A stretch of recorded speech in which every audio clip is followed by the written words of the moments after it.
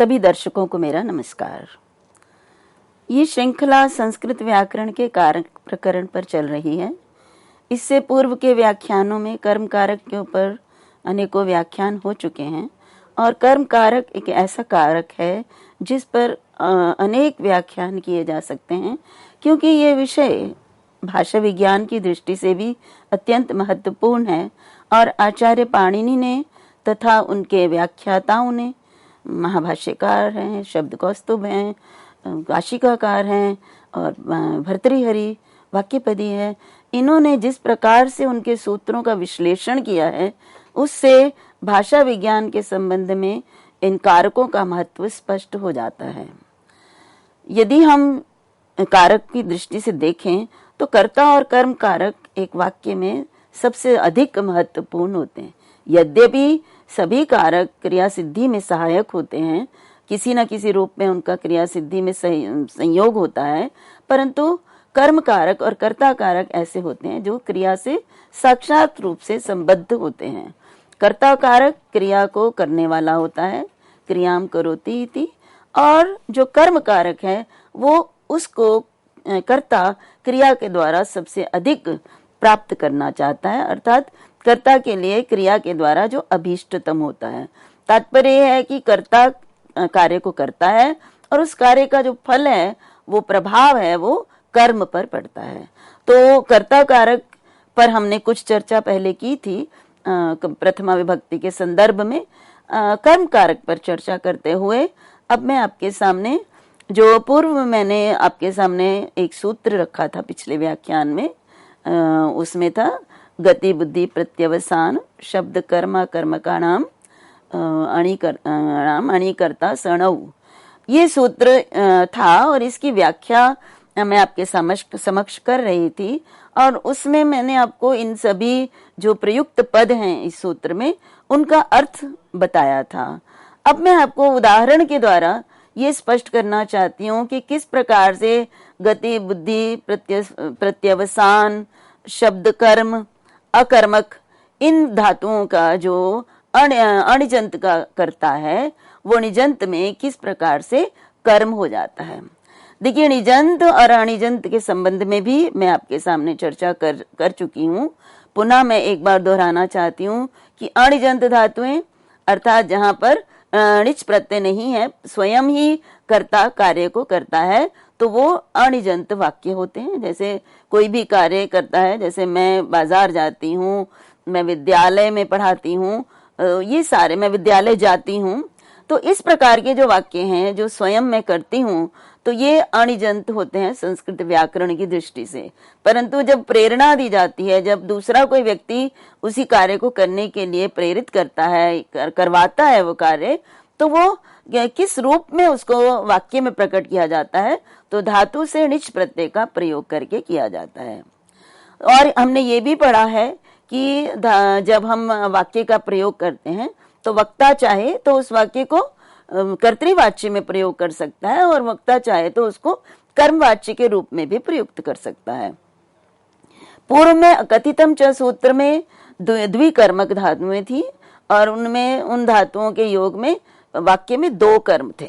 सामान्यता या सामान्य नियम तो है कि एक वाक्य में एक ही कर्म होता है, परंतु कुछ धातुएं ऐसी होती हैं जिनमें दो कर्म होते हैं और वो दूसरा कर्म जो कि अपादानादि की विवक्षा ना करके किए जाते हैं वो अकथित कर्म कहलाते हैं। और उनका कारण यह है कि कुछ 16 धातुओं का योग होता है, तब वो अकथित बन जाते हैं, अर्थात उनको अपादान आदि का प्रयोग ना करके फिर कर्म कारक का प्रयोग करते हैं और द्वितीय भक्ति का प्रयोग करते हैं।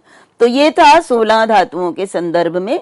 उसके बाद जो अगला सूत्र जिसके विषय में मैं अभी चर्चा कर रही हूँ, गति बुद्धि प्रत्यवसानार्थ शब्द कर्म, तो ये जो सूत्र है इसमें अगर निजंत वाक्य बनता है तो इसमें भी दो कर्म हो जाते हैं।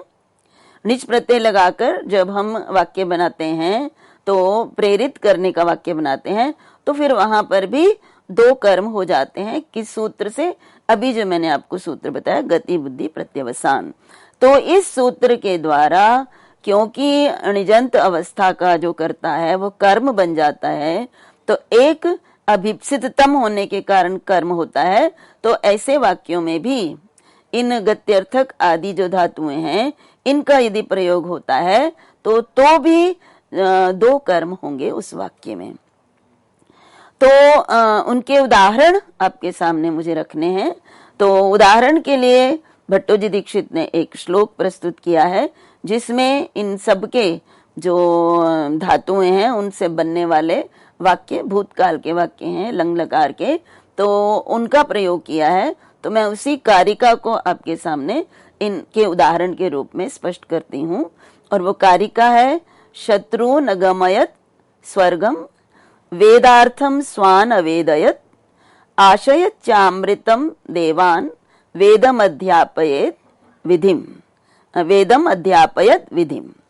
तो यहाँ पे चार अलग अलग वाक्य हैं। एक है शत्रुन अगमयत स्वर्गम। यहाँ पे कर्ता, यहाँ पे क्योंकि ये किसी प्रसंग से है, संदर्भ है, तो हम कर्ता श्री हरि यहाँ पे है कि श्री हरि ने शत्रुन स्वर्गम अगमयत, शत्रुओं को स्वर्ग अगमयत मीन्स पहुंचाया या भेजा। दूसरा है वेदार्थम स्वान अवेदयत, और स्वान अपनों को वेदार्थ, वेद का अर्थ अवेदयत मीन्स समझाया या उसका ज्ञान करवाया। तीसरा वाक्य आशयत च अमृतम देवान, देवान देवताओं को अमृतम अमृत आशयत पान करवाया या खिलाया या अमृत का पान करवाया। और चौथा जो वाक्य है वो है विधिम वेदम अध्यापयत, और विधि को वेद की अध्यापत में शिक्षा दी या उनको वेद सिखाया, पढ़ाया। तो यहाँ पे देखिए ये चार वाक्य हैं और भूतकाल से संबंधित वाक्य हैं।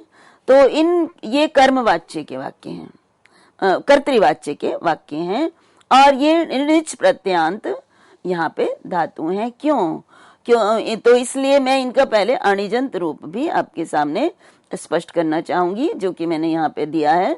शत्रुन स्वर्गम अगमयत ये वाक्य है, परंतु इसमें यदि हम इसको अणिजंत रूप दिखाते हैं, श्री हरि ने शत्रुओं को स्वर्ग भेजा, ये ना कह के शत्रु स्वर्ग गए, ये अणिजंत अवस्था का वाक्य होगा। तो यह शत्रुवः स्वर्गम अगच्छन्। अब इस वाक्य को जब हम अणिजंत वाक्य के रूप में प्रयोग करते हैं कि शत्रुओं को श्री हरि ने भेजा, तो यही हमारे सामने होगा कि श्री हरि ही शत्रुन स्वर्गम अगमयत। तो यहाँ पे देखिए जो शत्रुवा है ये करता है, प्रमुख जो हमारा अणिजंत वाक्य है वो उसमें शत्रुवा करता है, और स्वर्ग कर्म है, क्योंकि गच्छन अगच्छन गमन क्रिया के द्वारा जो है स्वर्ग अभिप्सित तम है। तो एक कर्म तो है यहाँ स्वर्ग। परंतु जब हम इस वाक्य को अणिजंत वाक्य के रूप में परिवर्तित करते हैं, तो क्योंकि यहाँ पे अगच्छन गत्यर्थक है, यहाँ पे गम धातु, तो हमने अभी सूत्र में ही पढ़ा कि गत्यर्थक धातु का अणिजंत अवस्था का कर्ता अणिजंत अवस्था में कर्म हो जाता है। तो यहाँ पे अणिजंत अवस्था का कर्ता कौन है? शत्रुवः। जो शत्रु है ये कर्ता है, शत्रु स्वर्ग गए। तो ये कर्ता जब हम निज प्रत्यय लगाते हैं तो ये क्या बन जाता है? कर्म।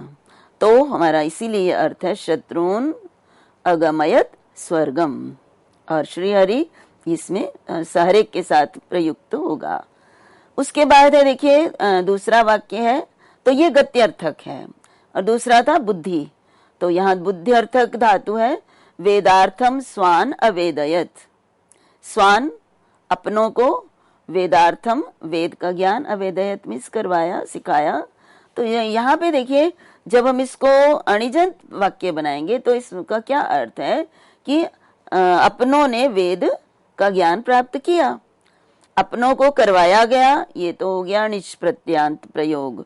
परंतु जब अपनों ने स्वयं ही किया है ज्ञान, तो ये अणिजंत है। तो इस अवस्था में ये वाक्य है स्वे वेदार्थम अविदु, अपनों ने वेद के अर्थ को जाना। ये बुद्धि अर्थ वाली धातु है, विद धातु ज्ञान अर्थ वाली है, जानना अर्थ वाली है।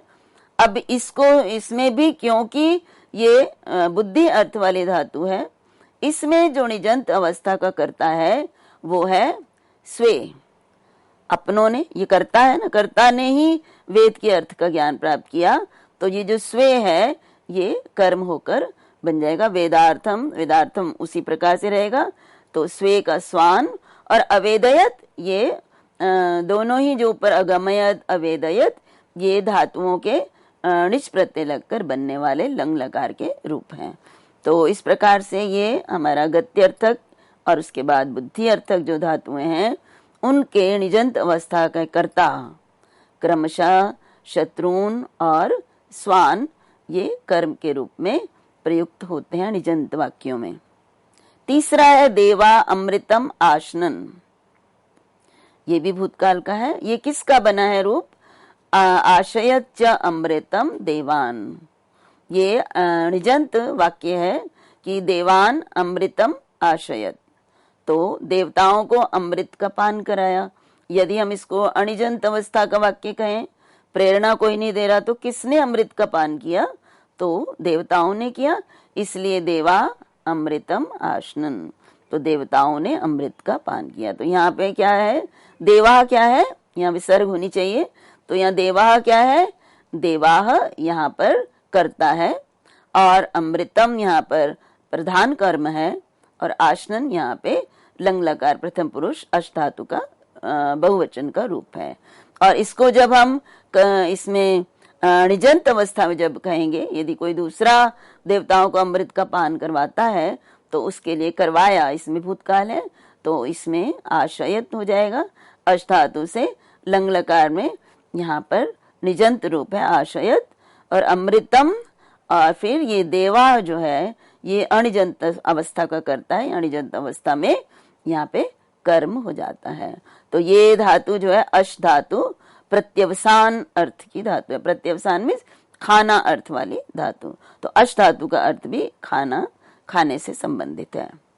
और अंतिम जो चतुर्थ वाक्य है वो है वेदम अध्यापयत विधिम, विधि को वेद का ज्ञान करवाया। तो वेद पढ़ाया, यहाँ ज्ञान कराया, अध्यापत अध्ययन कराना, पढ़ाना। तो ये शब्द कर्म, शब्द कर्मक धातु है, अधिपूर्वक इंग धातु जो है शब्द कर्म है, इसमें शब्द इसका कर्म है। इस पर मैंने आपसे चर्चा की है। आचार्य पतंजलि ने शब्द कर्म के दो अर्थ जो हमें बताए और दोनों अर्थों के अनुसार किस प्रकार से अगर एक अर्थ मानते हैं तो किनका प्रतिषेध और किनको हमें लेना पड़ेगा, और इसी प्रकार से जो दूसरा अर्थ मानने पर क्या स्थिति होती है, इस पर चर्चा हम कर चुके हैं। तो यहाँ पर जो हमारा वेदम अध्यापयत है ये शब्द कर्म है यहाँ पे, तो शब्द कर्मक धातु है यहाँ पे।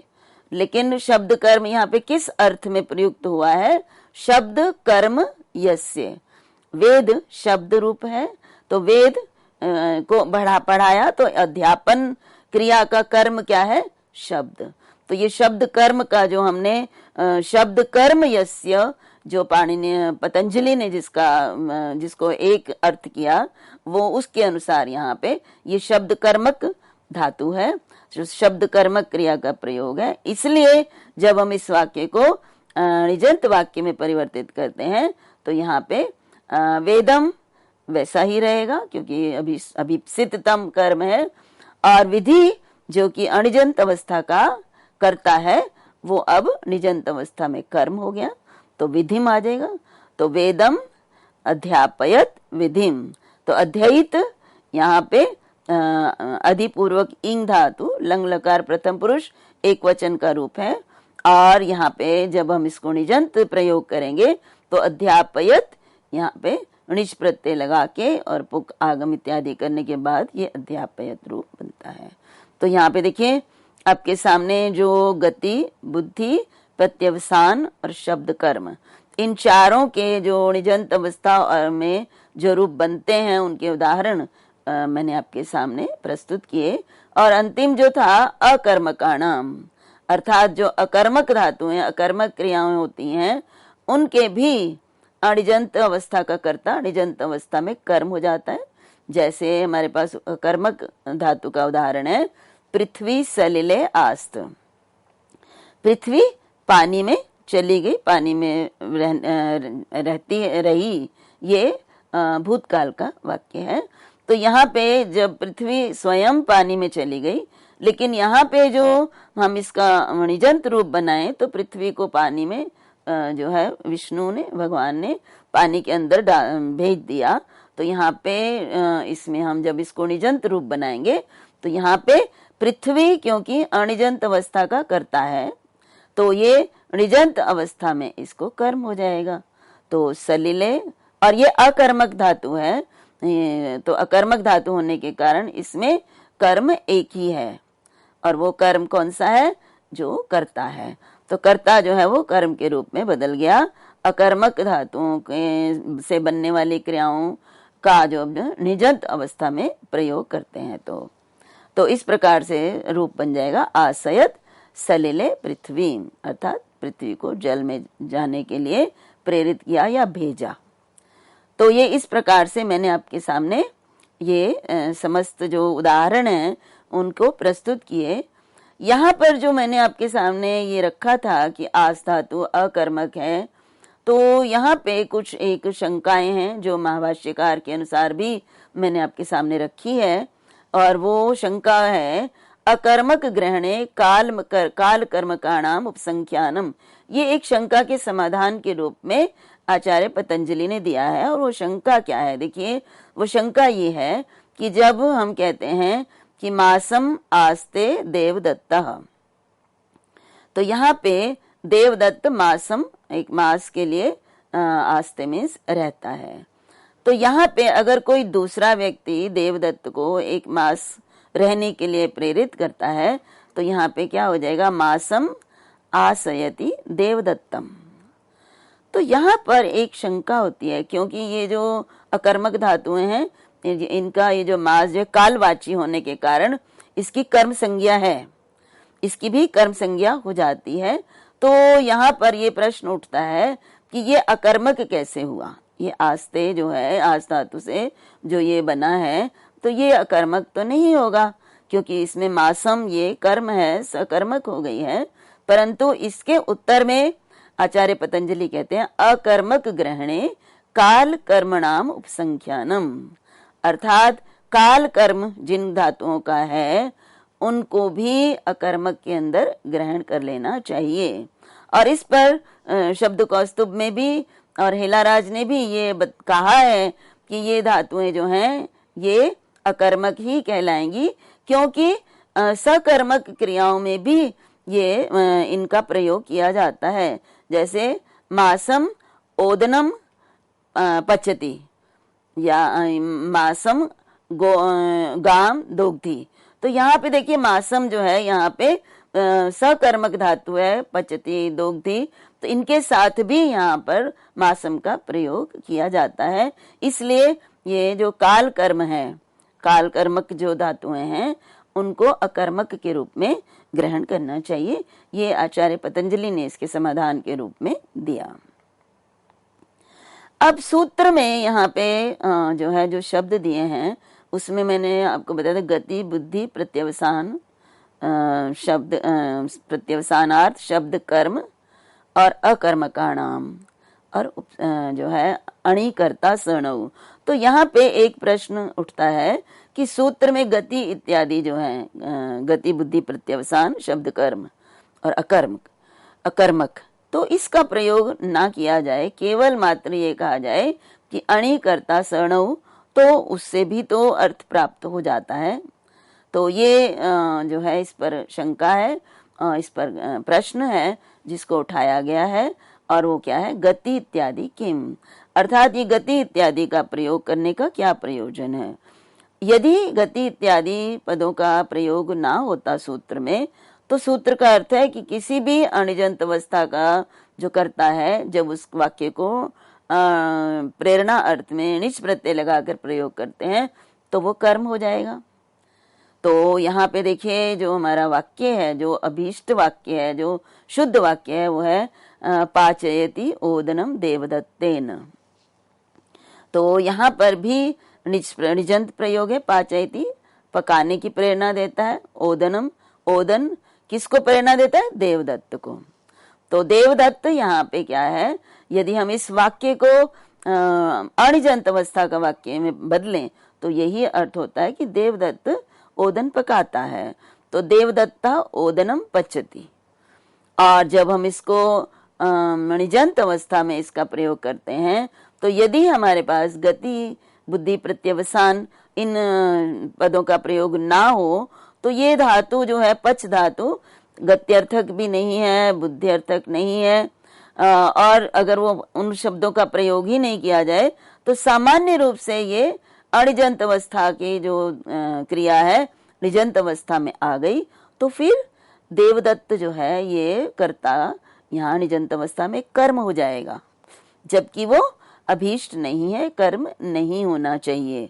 तो गति आदि का प्रयोग जब हम करते हैं तो ये नियमन हो जाता है कि अगर हम अणिजंत अवस्था के कर्ता को निजंत अवस्था में बदलना ही है तो वो कर्ता जो है उन्हीं धातुएं, जो गति आदि धातुएं जो इस सूत्र में गिनाई गई हैं, उन्हीं के कर्ता को कर्म में परिवर्तित करना है, अन्य को नहीं करना। और अब अन्य की यदि बात करें तो यहाँ देवदत्तेन में ये प्रश्न है कि प्रथमा ये तृतीया क्यों है। तो यहाँ पे पहले देखिए, अब हमने जो अणिजंत अवस्था में ये वाक्य बनाया था तो ये वाक्य था देवदत्ता ओदनम पचति। तो यहाँ पे पचति जो है पकाना क्रिया, उसका जो कर्ता है वो देवदत्त है और लकार आदि जो हैं वो देवदत्त के अनुसार ही होते हैं, अर्थात देवदत्त यहाँ पर अभीत है। तो अभीत होने के कारण इसमें प्रथमा विभक्ति का प्रयोग हुआ है, अभीत करता है। परंतु जब हम इस वाक्य को निजंत अवस्था में प्रयोग करते हैं तो यहाँ पर जो कर्ता जो है ये कर्ता अब कर्ता नहीं रहता। मतलब जब मैंने आपको बताया था कि तत्प्रयोजको हेतुश्च, तो ये बताया था कि ये जो अणिजंत अवस्था का कर्ता है ये अब प्रयोज्य कर्ता हो जाता है और प्रयोजक कर्ता जो है वो जो कि प्रेरक कर्ता कहलाता है। तो ये जो कर्ता है यहाँ पे अब ये इसके अनुसार ल आदि नहीं होंगे, क्योंकि अब इस समय ये अभीत नहीं है, ये प्रयोज्य कर्ता अभीत नहीं है। अब जो मुख्य कर्ता है वो प्रयोजक है। यहाँ पे जैसे हम कहें यज्ञदत्तः देवदत्तेन ओदनम पाचयति, तो यहाँ जो यज्ञदत्त है ये अब जो प्रमुख करता है और इसके अनुसार चल रहा है। यदि मैं यज्ञदत्ता की जगह कुछ और प्रयोग करती हूँ, जैसे तऊ मैं कहती हूँ तऊ देवदत्तेन ओदनम, तो पाचयति नहीं रहेगा, पाचयतः होगा। तो इस प्रकार से जो है यहाँ पे देवदत्त क्योंकि अनभिहित हो गया, तो अनभिहित होने के कारण कर्तृ करणे तृतीया, ये एक सूत्र है जिसके अनुसार जब कर्ता अनभिहित हो जाता है तो तृतीया। तो यहाँ पर तृतीया विभक्ति अभीष्ट है। तो ये हमें ध्यान देना है कि गति आदि जो धातुएं हैं, अर्थ वाली धातुएं, इन धातुओं के ही अणिजंत अवस्था के कर्ता को निजंत अवस्था में कर्म होगा, अन्य को तो वहां पे कर्म ना होकर उसमें तृतीया विभक्ति कर्तृकर्ण तृतीया सूत्र द्वारा प्रयोग की जाएगी। तो ये इसलिए सूत्र में गत्यादि का प्रयोग करना आवश्यक है, उनके बिना जो है यहाँ अभीष्ट रूपों की सिद्धि नहीं हो पाती। अब सूत्र में ये कहा गया कि जो है अणिजंत अवस्था का जो करता है वो निजंत अवस्था में कर्म होता है। तो यहाँ पे अणिजंत अवस्था का कर्ता, तो यहाँ पे अणिजंत अवस्था का कर्ता यदि नहीं कहते हैं, वो केवल यही कह देते हैं गत्यादि जो अर्थ वाली और अकर्मक जो धातुएं हैं उनके निजंत अवस्था में जो कर्ता होता है वो निजंत अवस्था में जो कर्ता है वो कर्म हो जाएगा। वहां पे ये नहीं कहते कि अनिजंत अवस्था का कर्ता कर्म हो जाएगा, केवल मात्र ये कहते हैं कि जब हम निजंत अवस्था में उस वाक्य को प्रयोग करते हैं गत्यादि अर्थ वाली धातुओं में, तो वो कर्ता जो है वो कर्म हो जाएगा। तो उस स्थिति में ये क्या कठिनाई होगी, तो उसमें देखिए मैं आपके सामने उदाहरण से इसको प्रस्तुत करती हूँ। जैसे हम कहते हैं कि यज्ञ दत्तः गच्छति, ग्रामम गच्छति भी कह सकते हैं, केवल मात्र समझने के लिए देखिए यज्ञ दत्तः गच्छति, और यज्ञ दत्त नामक व्यक्ति जो है वो जाता है। अब यज्ञ दत्त को भेजने वाला यदि कोई और हो, जैसे कोई दूसरा व्यक्ति यज्ञ दत्त को कहे स्वयं से ना जाकर कि जाओ चले जाओ, तो यहाँ पे मान लीजिए देवदत्त उस व्यक्ति का नाम है, तो हो देवदत्तः यज्ञ दत्तम गमयति, देवदत्त यज्ञ दत्त को गमयति जाने के लिए प्रेरित करता है, भेजता है। अब यहाँ पर भी यदि हम इसी भी वाक्य को यदि देवदत्त को भी कोई प्रेरित करे कि तुम यज्ञ दत्त को भेज दो, तो क्या होगा? जैसे विष्णुमित्र, एक और व्यक्ति विष्णुमित्र देवदत्त को यज्ञ कहता है कि यज्ञ दत्त को भेज दो, तो विष्णु दत्त देवदत्त को यज्ञ दत्त को भेजने के लिए प्रेरित करता है। तो प्रेरित किसको करता है? देवदत्त को। और किसको भेजने के लिए? यज्ञ दत्त को भेजने के लिए। तो यहाँ पे देखिए तो वाक्य क्या होगा? तो गमयति देवदत्तेन यज्ञ दत्तम विष्णुमित्र। देखिए अब ये जो है, इसको जब हम निजंत अवस्था में, मैंने आपको हिंदी में बताया निजंत अवस्था में क्या होगा कि विष्णुमित्र देवदत्त को यज्ञ दत्त को भेजने के लिए प्रेरित करता है या उसको कहता है। तो यहाँ पे जो कर्ता है, जो दूसरे वाक्य में कर्ता कौन है? जो देवदत्त, दूसरे वाक्य का कर्ता हो गया देवदत्त, क्योंकि दूसरे वाक्य में देवदत्त यज्ञ दत्त को भेजता है। जो तीसरा वाक्य है जिसमें विष्णु मित्र देवदत्त को कहता है कि यज्ञ दत्त को भेजो, तो वहां पर अब जो है कर्ता जो है यहाँ विष्णु मित्र हो गया, और प्रयोज्य कर्ता कौन सा है? देवदत्त। मैं 3 वाक्य आपके सामने प्रस्तुत किए हैं। पहला वाक्य मैंने दिया, उसमें आपका उसको हम निजंत अवस्था में करते हैं तो यज्ञ दत्त जो है प्रयोज्य कर्ता हो जाता है। लेकिन उस दूसरे वाक्य में फिर देवदत्त यज्ञ दत्त को प्रेरित करता है तो देवदत्त प्रयोज्य कर्ता हो जाता है। तो अब इस वाक्य को जब हम निजंत अवस्था में इस वाक्य को प्रयोग करते हैं तो उस समय विष्णुमित्रः यज्ञ दत्तम, अब देवदत्तम गमयति, ये वाक्य अशुद्ध होगा। क्यों अशुद्ध होगा? क्योंकि ये जो देवदत्त है ये यद्यपि निजंत अवस्था में कर्ता तो है, देखिए ये कर्ता तो है, लेकिन ये कर्ता किस वाक्य में है? दूसरे वाक्य में। देखिए थोड़ा सा इसमें समझने की आवश्यकता है कि जो दूसरा वाक्य है उसमें देवदत्त कर्ता हो गया। मैंने अभी आपको बताया कि देवदत्त प्रयोज्य कर्ता है, तो देवदत्त कर्ता होने के कारण जब हम इसका निजंत वाक्य में निजंत प्रयोग करते हैं तो यहाँ पर हमारे सामने प्रश्न यह उठता है कि अब इसको हम कर्म करें या क्यों ना करें। तो यहाँ पर इसको कर्म करना अभीष्ट नहीं है। वो इसी कारण संभव हुआ क्योंकि यहाँ पर ये जो देवदत्त कर्ता है प्रयोज्य कर्ता, ये अणिजंत अवस्था का कर्ता नहीं है। देखिए जो है अणिजंत कहना जरूरी, बहुत आवश्यक है। क्यों? यदि हम अणिजंत अवस्था का कर्ता अणिजंत अवस्था में कर्म होगा गति आदि धातुओं के साथ, तो हम उसको कर्म कर पाएंगे। अगर हम ये अणिजंत अवस्था का कर्ता ये एक प्रयोग ना इसमें करते तो यहाँ पर देवदत्त जो है इसमें भी कर्म संज्ञा हो जाती, और कर्म होने के कारण यहाँ पे होता गमयति देवदत्तम यज्ञ दत्तम विष्णुमित्र, ये एक अशुद्ध वाक्य हो जाता। तो इसलिए यहाँ पर अन्यंता नाम कहना अत्यंत आवश्यक है।